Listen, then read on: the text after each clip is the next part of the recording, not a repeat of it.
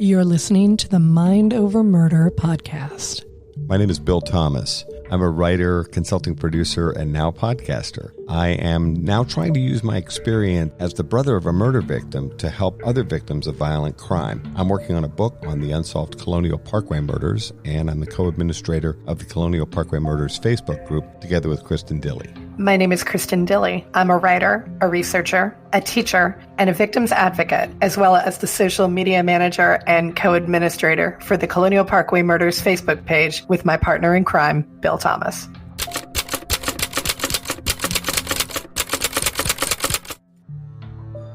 Welcome to Mind Over Murder. I'm Kristin Dilley. And I'm Bill Thomas.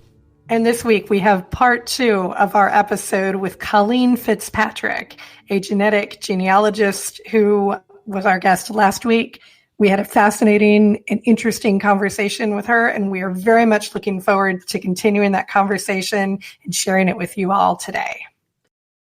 And in other true crime news, C.C. Moore, who is another prominent forensic genealogist, is going to be appearing on a new television series. The show is called The Genetic Detective and tells the story about how she and her team at Parabon have also broken a number of cold cases. The show makes its debut next Monday, May 26th at 10 p.m. on ABC, and I think it's on for 6 weeks. It's a limited series. It should be very interesting. The Genetic Detective. So look for it Mondays at 10 o'clock on ABC. Now, we had a couple of listeners who had suggested that we do a true crime news wrap-up or true crime news update, which we think is a great idea. So whenever possible, we're going to offer some insight into the latest news from the true crime scape. Today, we do want to very quickly make a mention of the fact that Dennis Lee Bowman, you may recall, was indicted for the 1980 murder of Kathleen Doyle Kennedy in Virginia Beach, Virginia, has now been indicted on a different crime. Dennis Lee Bowman has now been charged in the 1989 murder of his 14-year-old adopted daughter. Her birth name was Alexis Badger, and after she was adopted by Dennis Lee Bowman and his wife, Brenda, her name was changed to Andrea Bowman. This is as an infant. Sadly, he murdered her and hid her body under concrete in the basement of his home. As part of the exploration of the Kathleen Doyle murder, he provided information about the whereabouts of his missing daughter. Alexis' birth mother, Kathy Turkanian, has been searching for her daughter for years and has been a tremendous advocate, and we're pleased to announce that Kathy Turkanian will be a guest on upcoming episodes of Mind Over Murder in a few weeks. Speaking of upcoming episodes, we are very, very much looking forward to sharing a 3-part interview with you from David Rambo, a writer and producer on television's hit series, CSI. So thanks again for listening to Mind Over Murder, and we'll look forward to seeing you next time.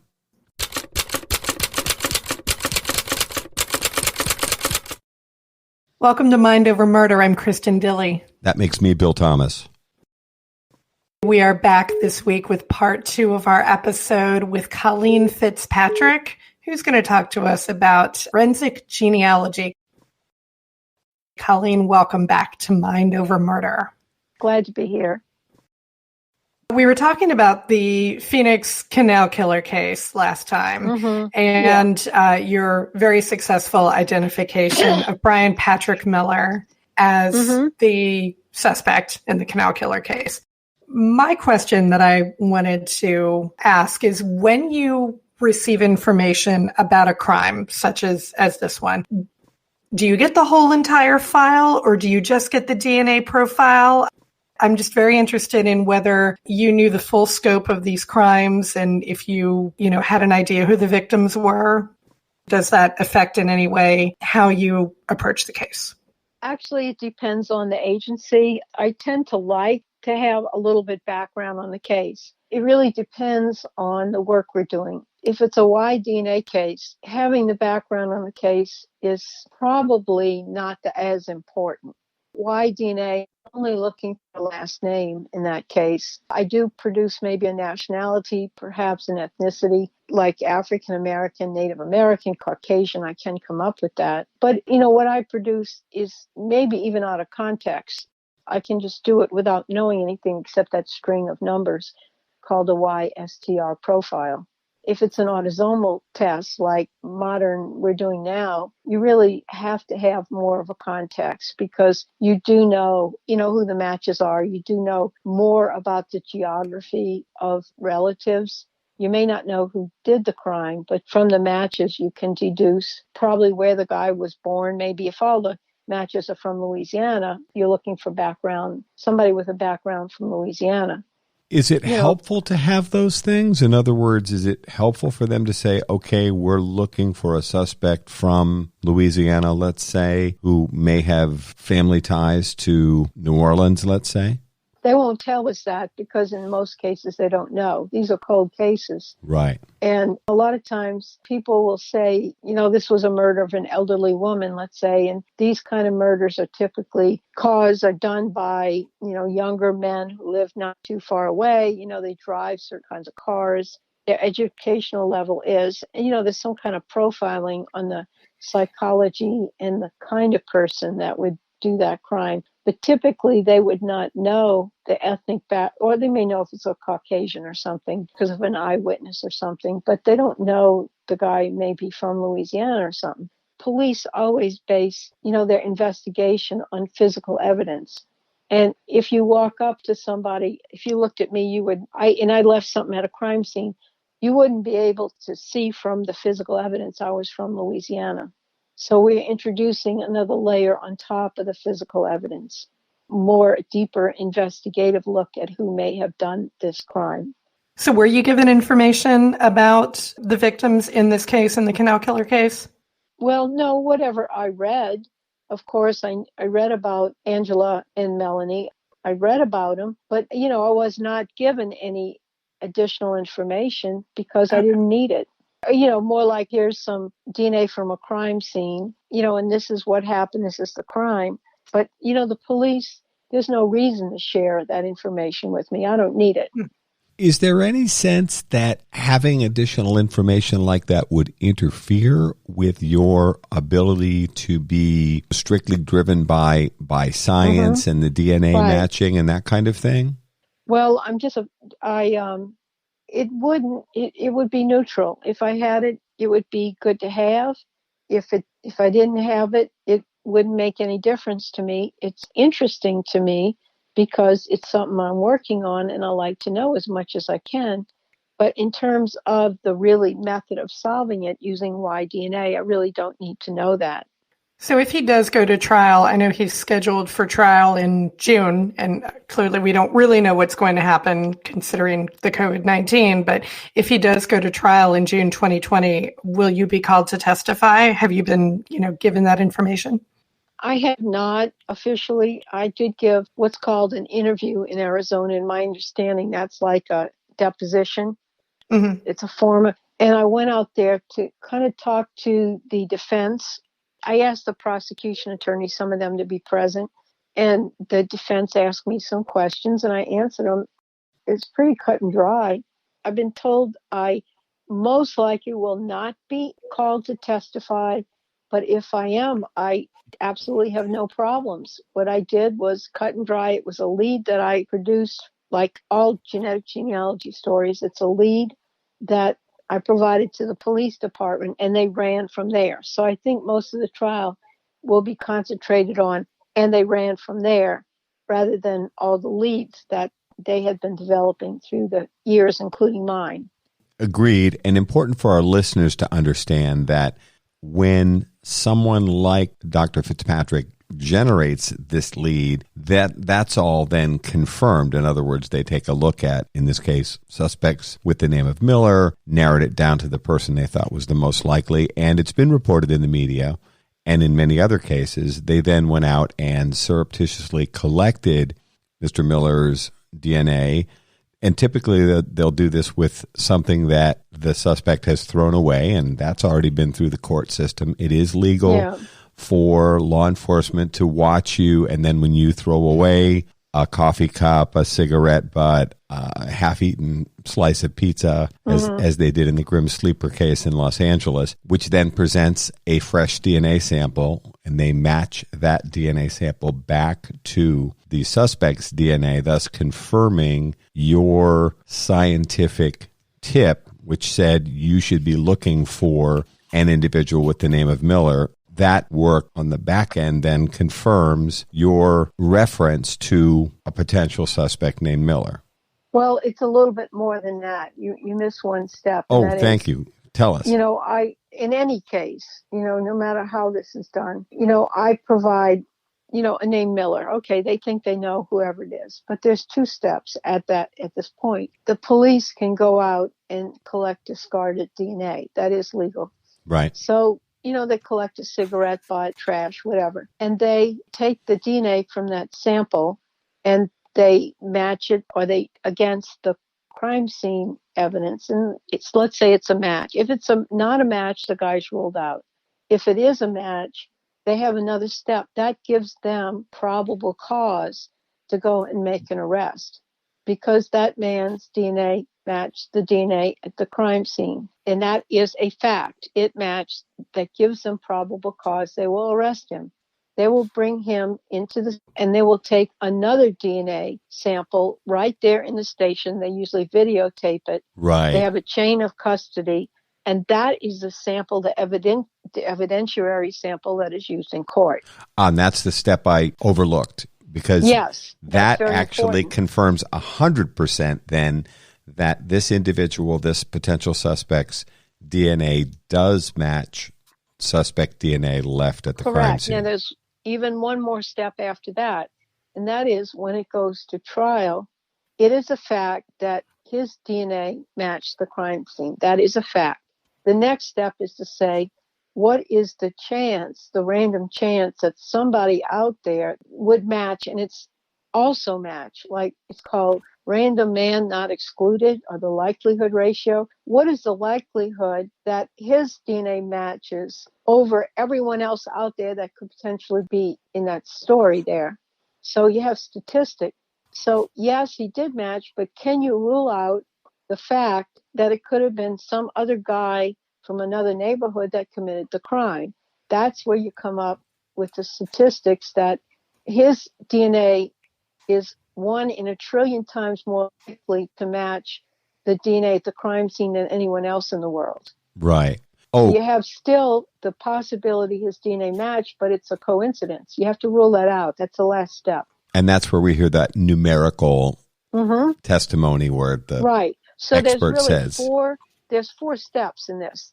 They give me a Y DNA, and I come up with the name Miller. All right, fine.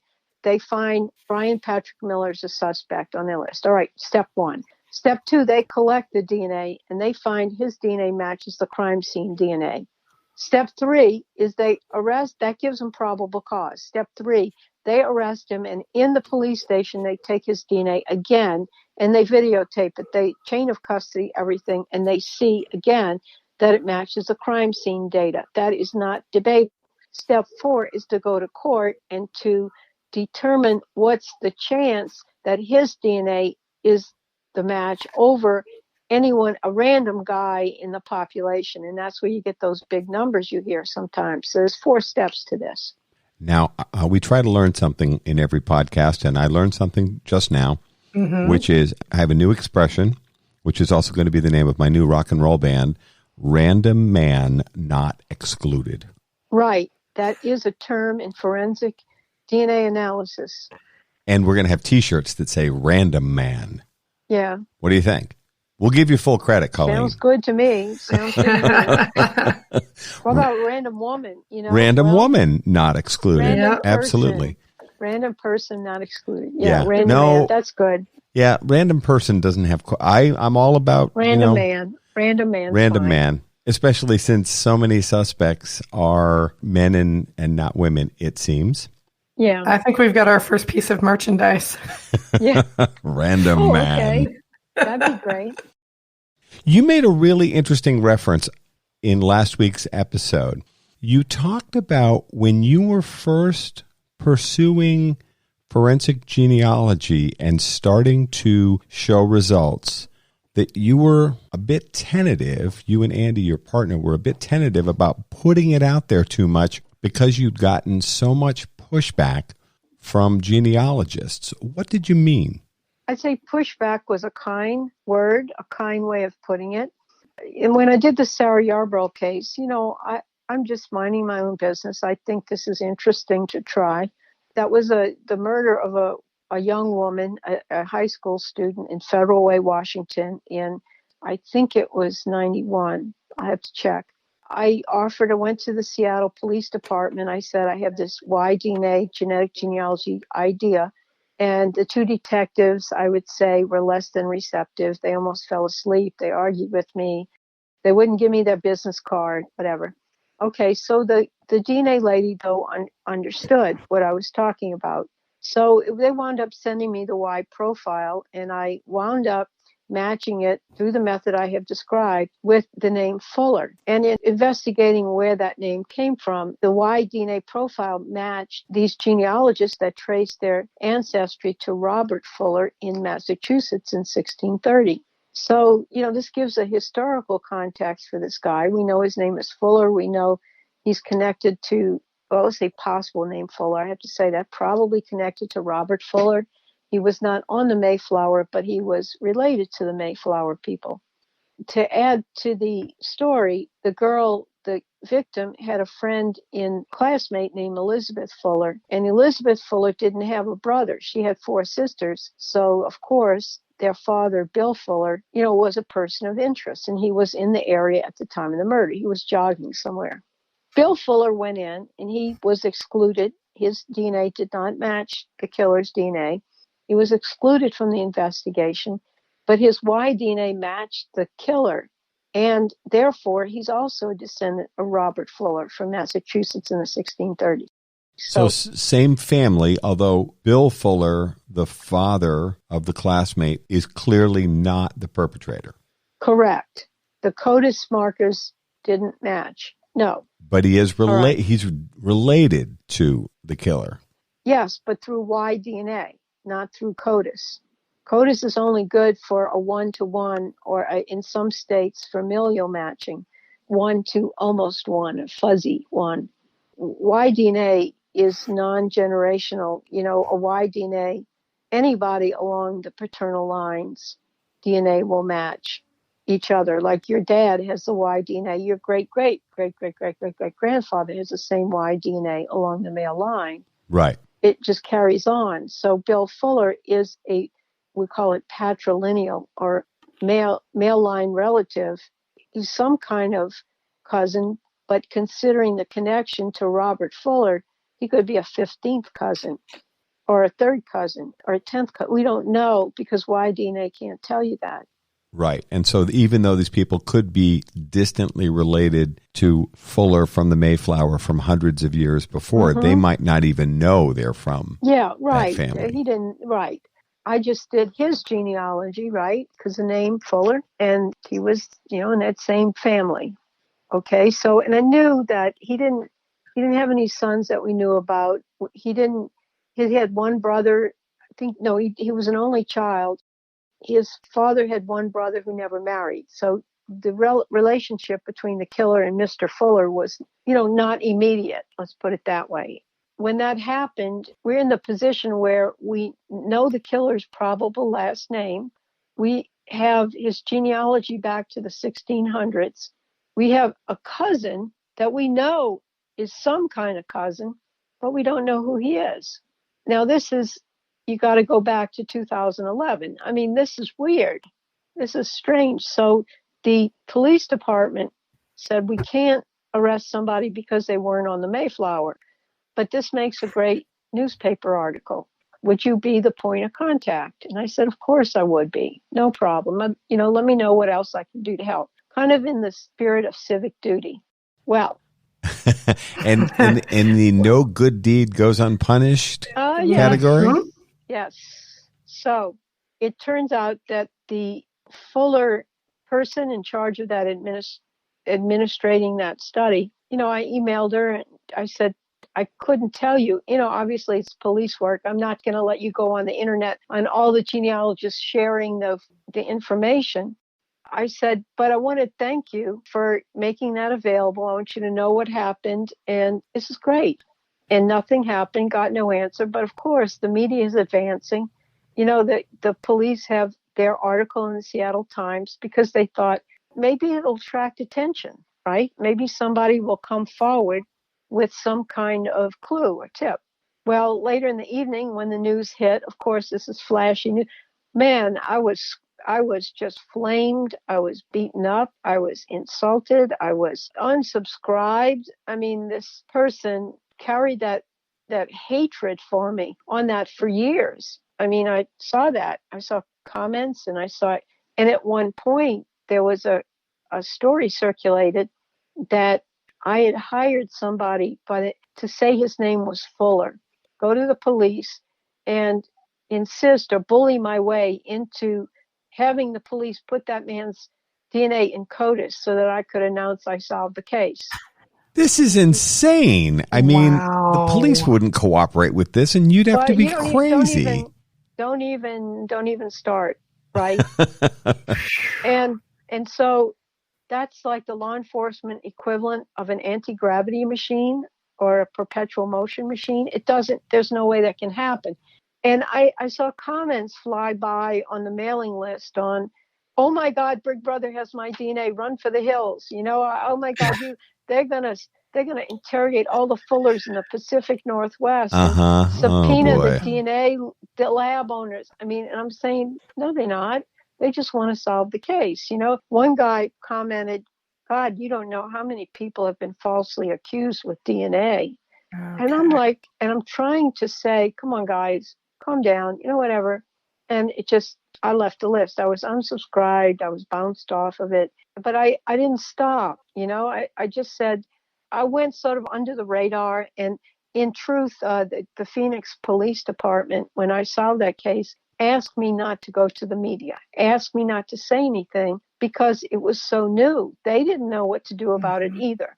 Right. They didn't know how it would develop. So I was pretty quiet. And it took, a journalist doing a FOIA request and getting the emails and, all the backstory before she broke the story. Do you want to say who that was? The journalist, I'd have to look her up. She's now in the Bay Area. Michelle, I can tell you later. When she finally broke the story, it was very well written. And it was around Thanksgiving. I called her. I had to leave a message. And I said, I'm really relieved, that this all came out. The police department said I could talk to you, whatever. I'm just relieved because I really did want to talk to you, but I didn't know what to do either. They told me, keep it quiet. And then I had the media. Yes, and I did. The news kind of got around the forensic community, which kind of rattled me a little bit because I didn't know what to do with those people either. And I could have got front and center stage waving flags, and I'm sure the police departments, but I really had to honor their request. Right. I work with the agency. I don't work to get out there on TV or the stage. That's good when it happens. I'm really glad to get recognized, but that's not why I did that. And I had to abide by their wishes because now it's a death penalty case. Mm-hmm. That's very serious. And if I had, come out and said something, how are they going to find a jury? What effect does that have on having a fair judicial process? Sure. Well, let me go back to something that you alluded to earlier. You used the term Big Brother, and so, of course, as the English teacher, I can't let that reference to 1984 go by without mentioning it. But you've brought up something that I know has come up quite a lot in the last couple of years, which is privacy concerns. Big Brother's going to be able to watch me. They're going to have my DNA. They're going to have all the information about me. They're going to do terrible things and ruin my life. How do you respond to the concerns that people raise about privacy that comes along with forensic genealogy? My statement is that's the world we live in. So get used. I tell people, if you are concerned about your privacy, you have nothing to be concerned about because we don't have any privacy. You walk under those video cameras in all the grocery stores and the The ATM picks you up on their camera, Walmart, Costco, wherever you go, you walk under 20 surveillance cameras a day. The traffic lights, you don't even see that. You don't even think about that. You use the internet. Yeah. And the minute I log in just to look at any plane flights, I was interested. Are there any more planes operating? I looked at trips, planes to New Orleans. 5 minutes later, I get ads. Yeah. And offering you specials to fly to New Orleans. And, people say to me, oh, I don't have anything. I'm not really come on. And I am. I don't want people. Okay, I don't care if somebody knows I'm taking a plane to New Orleans, but I do care. That's my business, not the internet's business. Absolutely. And even you see Cambridge Analytica, leveraging the whole Facebook phenomenon to try and influence elections. You can see that. They have tipped elections in the Caribbean several times in lots of countries by using social media. Well, we think they may have done that in the United States as well. Oh, yeah. You look at a program called The Big Hack, and you can see. And so not to mention the fact that, because I wanted to talk about this as well, all of us are carrying around powerful computers in our pockets with GPS built in. Kristin's holding up her cell phone that literally track your every movement. And people seem to forget that when we all got excited about all this World Wide Web stuff way back when, and then we decided, we got to get a smartphone. And I love this convenience and this technology, but it comes with tethers, which we don't even think about anymore. Right. It's privacy versus convenience and efficiency. Do you want your privacy or do you want convenience and efficiency? Yeah. That, and you can't even avoid. I could hire somebody to go and buy groceries for me because I don't want to be under any surveillance cameras ever. I don't want to go to a shopping mall. How can I live in the world like that? Well, you can't, but people flip out. And my experience, and I have a lot less experience than you do, Colleen, but in the last 2 years since the Golden State Killer case broke, there's been a lot of discussion about the use of forensic genealogy. Some people now seem to be calling it investigative genetic genealogy, which is even more of a mouthful. But even in my limited experience, when I've jumped onto genealogy websites and forums and so on in an effort to learn, I'm very upfront about what my agenda is. I want to solve my sister Kathy's murder together with her girlfriend Rebecca Dowski as part of the Colonial Parkway murders. And I'm real upfront about that.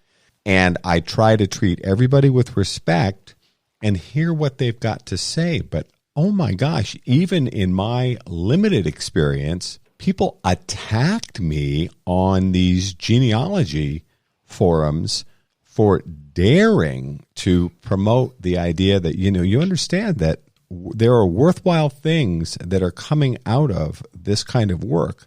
We have 200,000 cold case murders in the United States, and these tools could be used to help solve those cases. Heresy. I mean, people referred to GEDmatch as their database, like they owned something, which they didn't, and that they hadn't even established.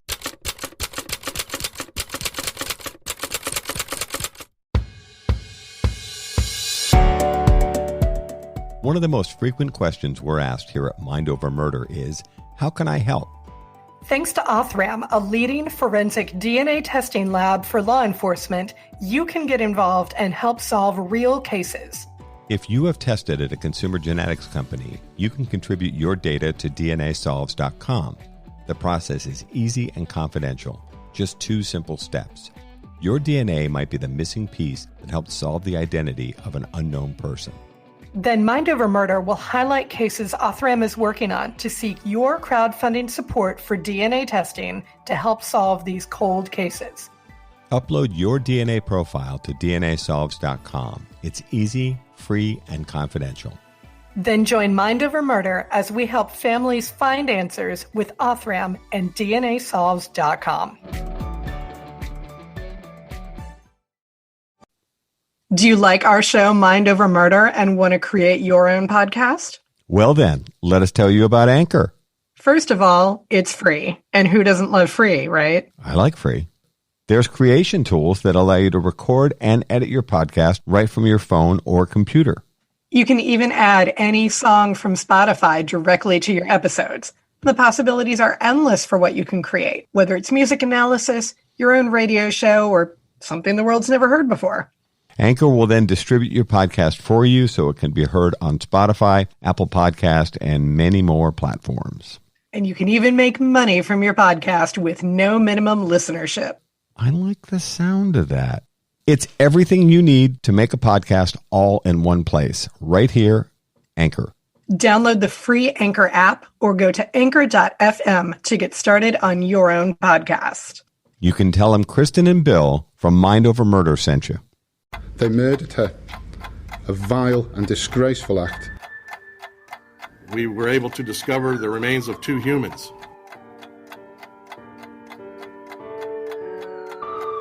Welcome to Crime Lapse. I am Eileen. And I'm Charlie. Crime Lapse is a true crime podcast that uses primary audio, in-depth research, and emotive narration to give you an immersive insight into the darkest tales and most horrifying crimes. Find Crime Lapse wherever you listen to podcasts and at Crime Lapse Podcast or at Crime Lapse Pod on social media. Everyone has a story to tell, so why not let us tell you some?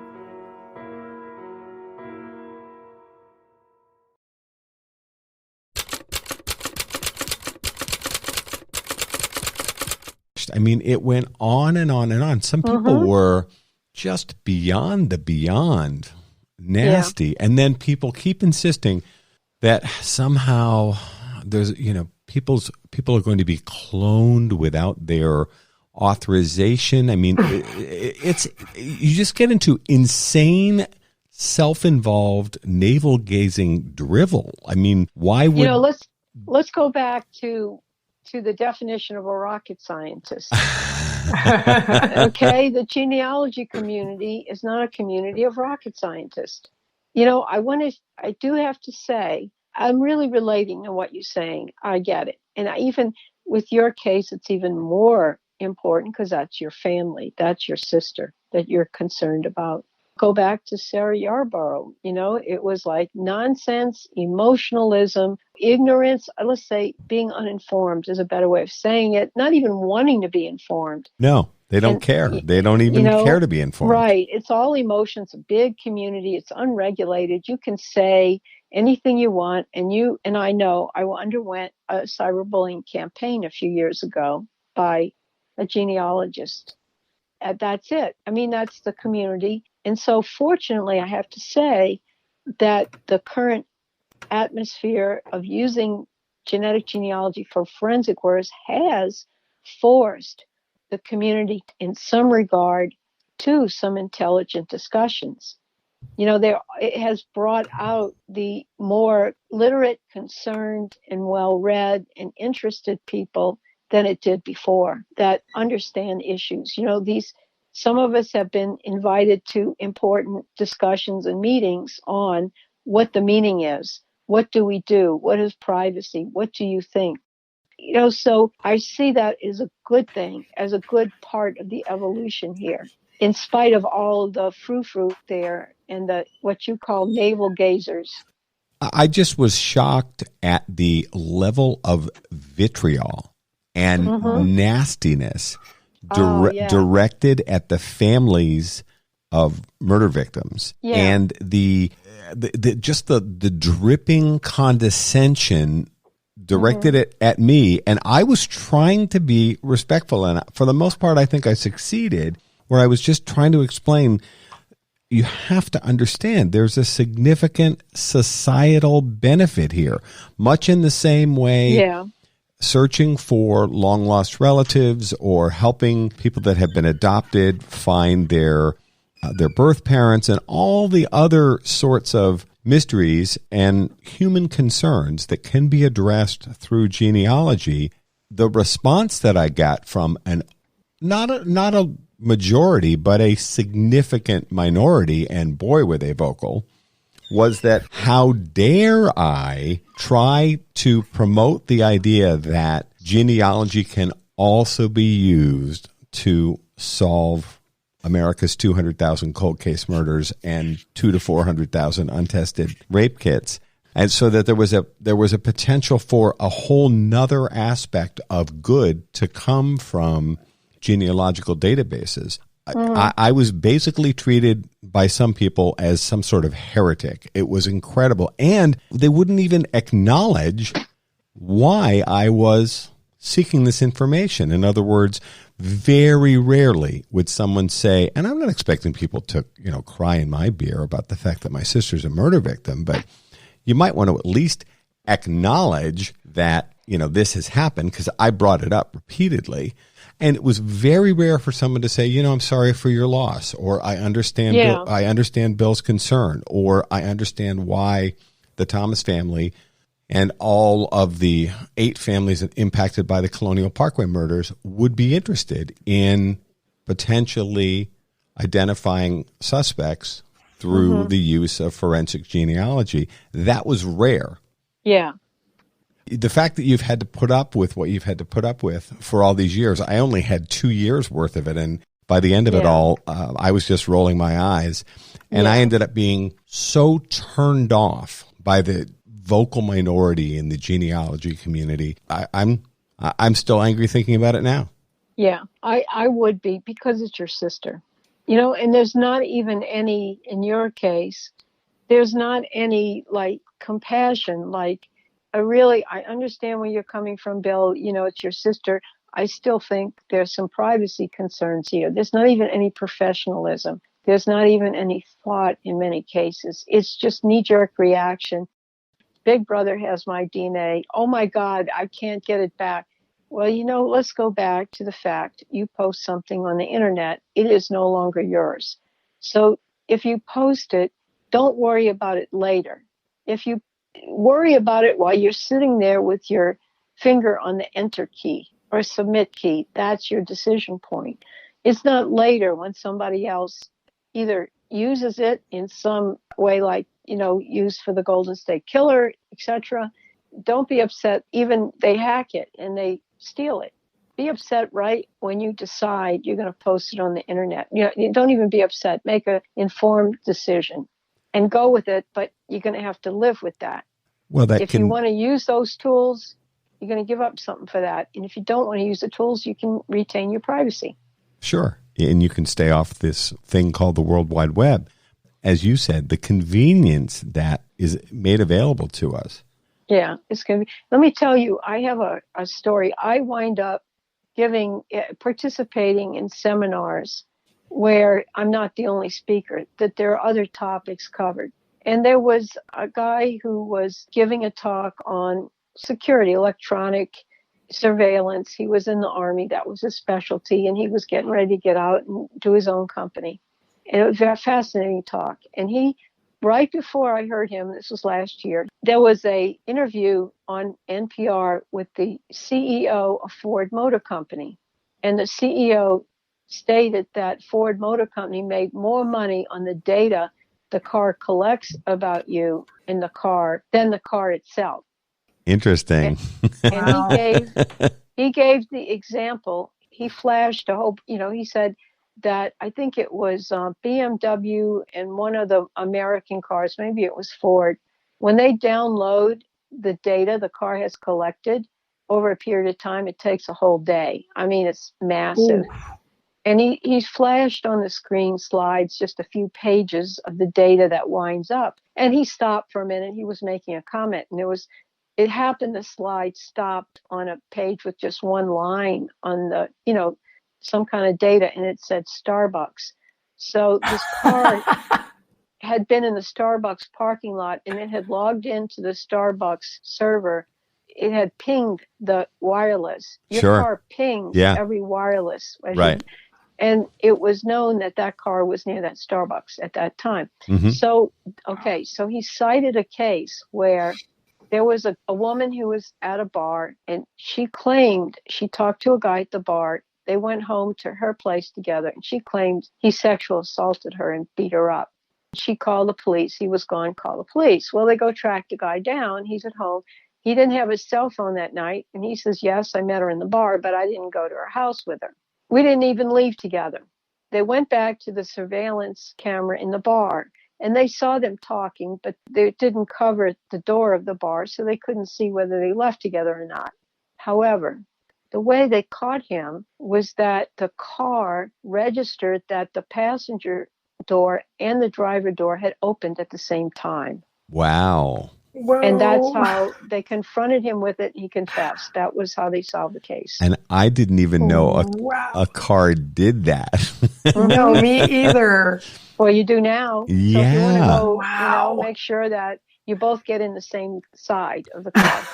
Well, and it's funny, we have seen any number of cases solved in recent years, including a number of prominent murders in Virginia that we both followed, where the GPS tracking of the cell phones and the cell phones as they move, pinging off the various towers, and the triangulation that's capable as your cell phone, which is effectively a radio, sends out signals and receives signals from the various towers. You know, if you're a killer, you better leave your cell phone at home, because that is now a method by which you can be tracked. In fact, it's called geofencing. And there are companies that specialize in geofencing. And what you can do, this was another seminar I sat in. What they do is when you go anywhere, your cell phone pings the wireless networks in the area. Now, normally in a urban environment, there's massive amounts of cell phones all around you. It's very hard to kind of decipher some of that. A company or an agency can, I don't know the word, subpoena records from Google or ask for a search warrant or something. I don't know the legal term.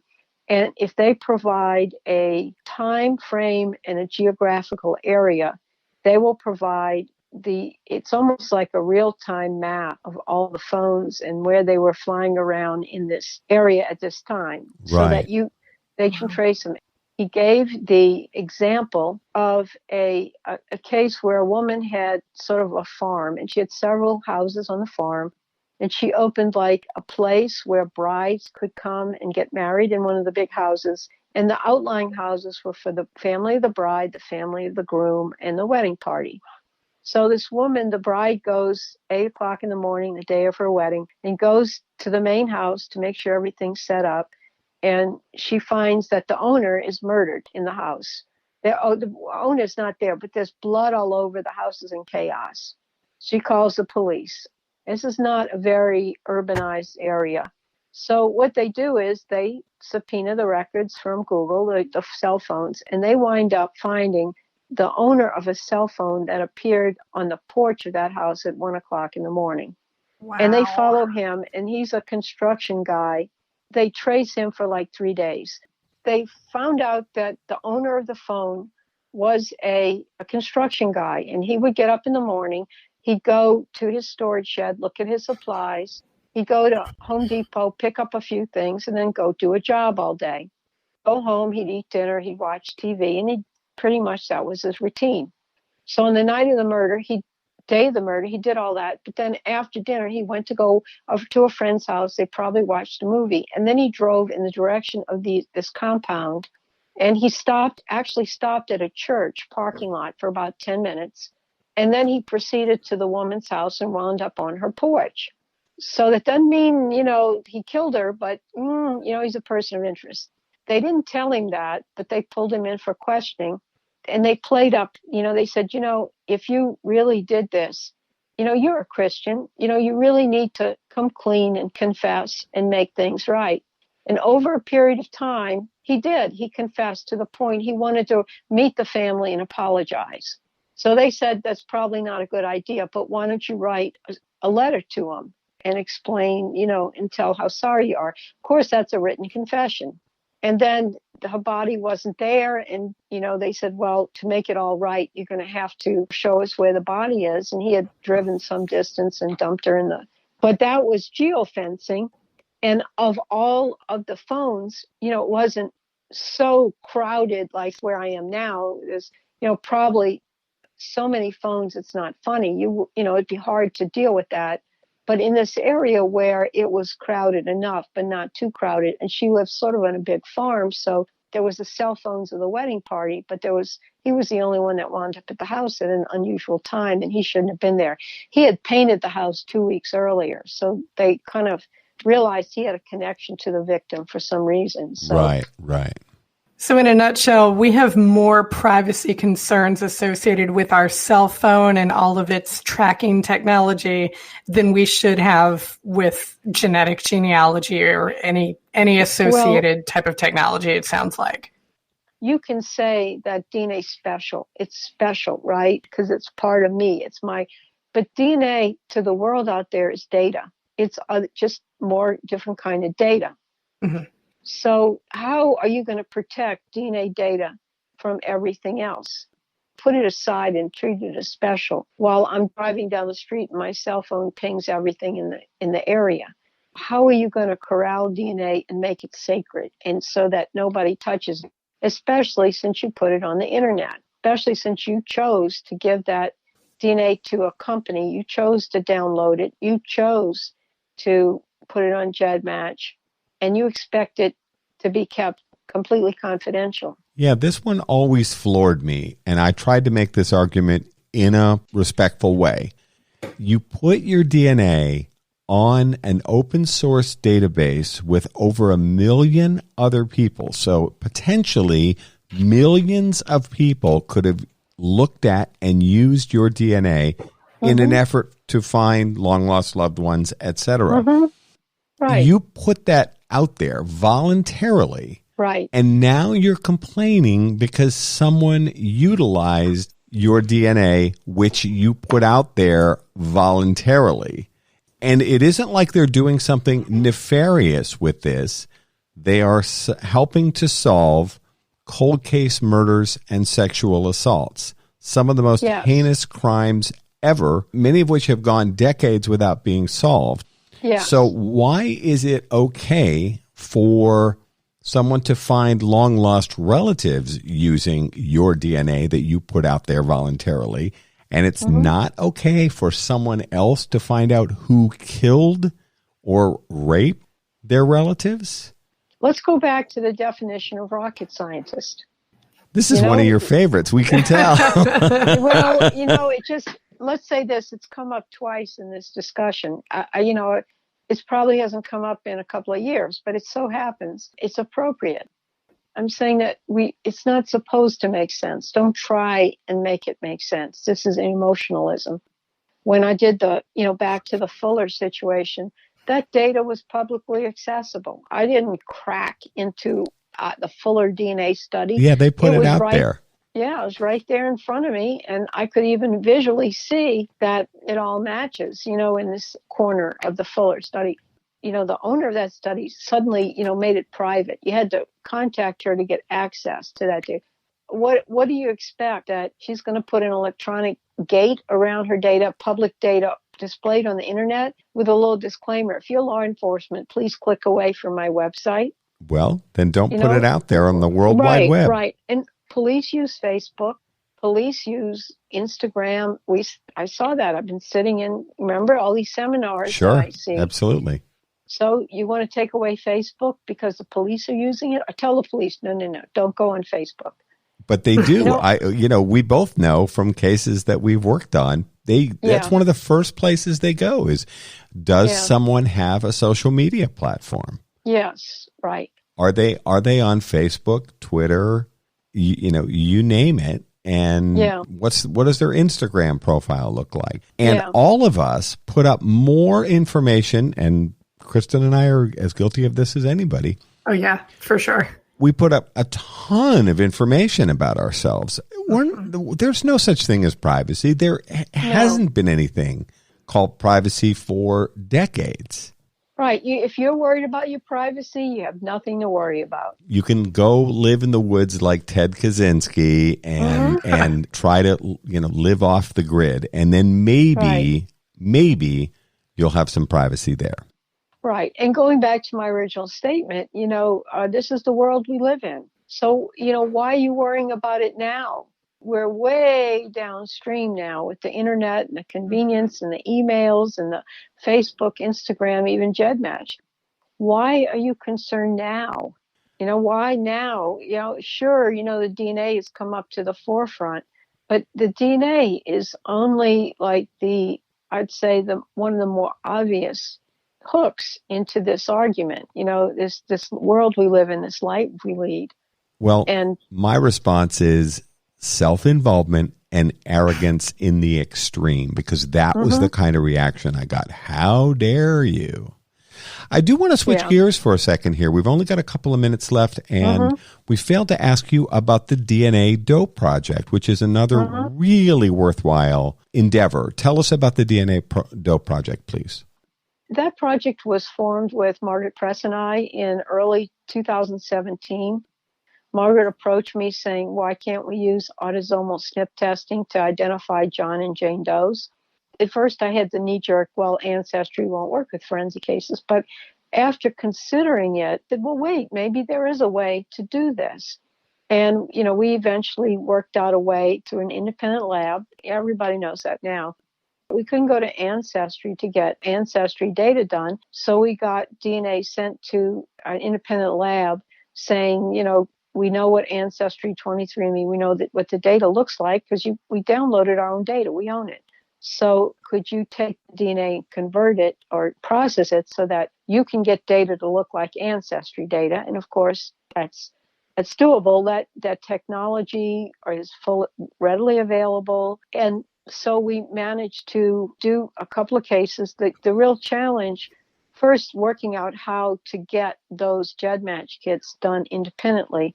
Also, you had to understand this. We were a different environment then. We had to go to law enforcement agencies that had no idea what we were talking about.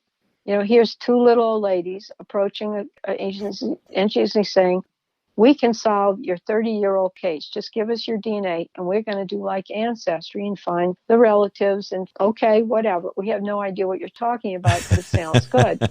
Well, one of the little old ladies was a rocket scientist, though, to be fair. Yes, correct, to be fair. And I had been through that, the Y DNA, the people that didn't know what I was talking about, but took a risk because they really wanted to solve their case, and they were at a dead end. One of those was Pete Elliott, the U.S. Marshal from Northern Ohio, fabulous guy.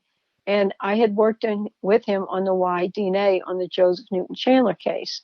So that became our first case. And he trusted us there was almost no DNA left in the entire world for that Mr. X. It was a fraud case. And he trusted us with that. And for months, all we could say is, yeah, Pete, we're going to get him. Don't worry, we're working hard. And if we even said, hey, we just found a pair of third cousins, he would have absolute blank. Okay, I'm really glad he didn't get it. So we also went to the Meriden Police Department because I had been working on them on the David Paul case. It was a baby case. And I knew that Margaret and I put our funds together to finance these pilot studies. So we knew they would be more than happy to risk something. Eventually, we realized baby cases were not, might lead to criminal charges. We wanted to shy away from that with DNA Doe. We wanted to position that as a more humanitarian effort, getting back to the reaction of the genealogy community. So I wound up doing that one under Identifinders. We solved it last year. Going back, Margaret and I, had several challenges we had to meet. And as we developed it, we had to be very careful about who knew what we were doing and why we were doing it. And occasionally, we'd have to ask if it was a distant cousin. We never asked immediate relatives on any of the GEDmatch kits. If it was very distant, we'd say, we're trying to reunite somebody with their family. Would you mind sharing your Ancestry with us, your GEDmatch kit, your family tree with us? And we were very careful. And so people were okay with that. And then as this kind of got more and more known, we were asking, and they started answering, oh, you must be from the DNA Doe Project. How do I volunteer? Your fame preceded you. Yeah. So we kind of turned the corner with that attitude because we did not do suspect cases, criminal cases. We were doing John and Jane Doe cases. And when we started solving them, that it gained momentum. And of course, when Barbara did the Golden State Killer, I mean, that's the one that really hit the news. And of course, that helped us. We all advanced at that point. And that's, the beginning of where we are now, the real splash and the real, all the discussions about concerns with privacy and, where are we going with this? And that really triggered that discussion, the beginning of the revolution.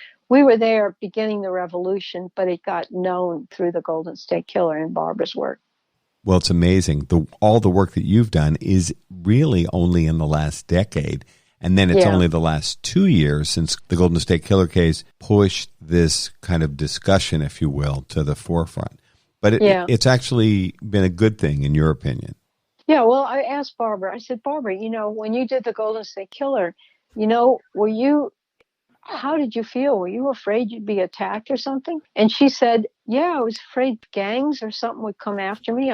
I said, no, I'm not interested in the gangs and stuff like that. I'm interested in the genealogists attacking me. Those violent those genealogists. Yeah, I mean, I laughed. I said, I've never really been concerned with personal safety. I mean, should I be? Thinking it's too late now. But that being said, I was more concerned with, the ongoing, genealogy attitude, oh my God, Big Brother has my DNA, you wicked person. How could you do this? You betrayed me. Right. Whereas I didn't betray you. When I met with Barbara Rae-Venter a few years ago in Northern California, she actually told me one of the reasons why she had maintained the low profile was when this was so new, she actually was concerned. She didn't want to really be identified as the person, a single woman no less, who helps catch serial killers. Yeah. That initially was a kind of a frightening concept. And I think it's Paul Holes, who was, on the team that helped break the GSK case, eventually convinced her to come forward and accept credit for the good work that she and the team of volunteers had done. Right. And doing that really kind of, I think, helped. It helped the whole community. I think it was good that she did that. It's not good to live in fear and you have to protect yourself. But I think doing that was really gutsy. And she got the credit. She does deserve the credit for what she did. And it helped. It helped with all these issues we're discussing with the privacy and the attitude and even though, let's say it's uncomfortable, we are a long way from resolving it. It helped. So will you come back and talk with us again?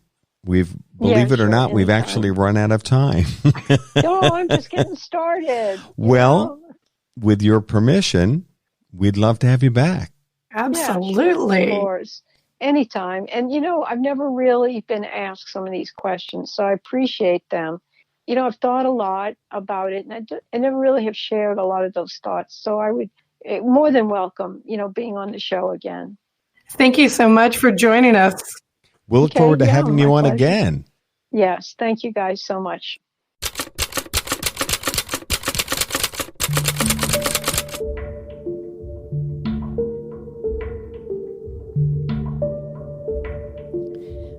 Mind Over Murder is a production of Absolute Zero and Another Dog Productions. Our executive producers are Bill Thomas and Kristin Dilley. Our logo art is by Pamela Arnois.